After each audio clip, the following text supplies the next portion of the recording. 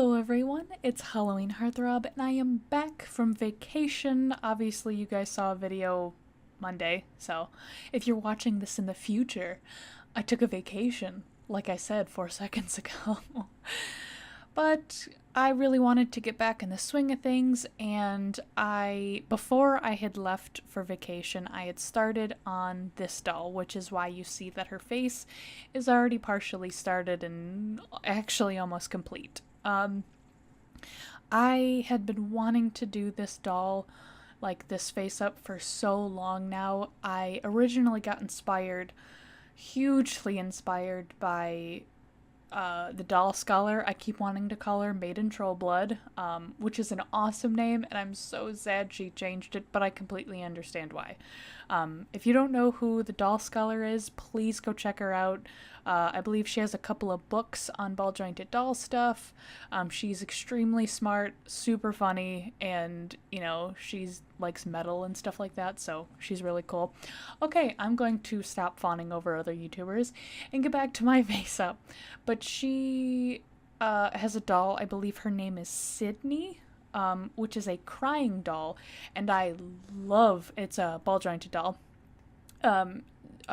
And she's just got a beautiful face, and I love the emotion. It's just so raw and real, and I know not a lot of people in the ball jointed doll community seem to like or have a lot of dolls with such extreme expressions, because I do understand it's hard to take pictures, but for me, I love dolls with expressions. I love dolls with weird faces, uncomfortable faces, It gives the doll such life, and this is kind of what I wanted to start doing. I wanted to really push myself in making new faces, more expressions, give life to my own dolls in a sense. And I also got really inspired by the movie Crimson Peak, which is pretty cool, a little weird, but cool. I wish they wouldn't have done a couple of things in it, but anyways, I really had fun with this doll. I really, maybe I'll go back and touch up her eyes because they weren't as blue as I wanted in the end, because I really wanted her to have like really nice clear eyes, because I find sometimes when you cry you get really clear eyes while you're crying, but then after your eyes go like super red. And this apple white doll was a dream to work with. She was just as pale as I wanted it. She had the perfect hairstyle, so I didn't even have to reroot her hair. I kind of feel like it's lazy, but it was so perfect, I couldn't change it, so I feel like I can get away with it in that sense. Basically, all I did for this face up is I tried to make her look as distressed and sad as I could. I really hope that it portrays through, like, yes, you can make a crying doll, but that doesn't necessarily mean like it looks like it's crying. For her eyeshadow, I tried to do a very light brown and yellow. I didn't want to make her have super harsh makeup, and I did, of course, the classic red lip. So I didn't want to like give her too much blushing and give like too much onto her, because I really wanted to focus on the tears more than anything, so the blushing is really light. And I made her lips parted. I don't think I've done that with another doll yet, maybe one, where I made her mouth open, so that was really cool and really hard for whatever reason to accomplish. All of these other doll artists make it look like it was super, super easy, but it took me like 8 tries and I continuously messed up on it.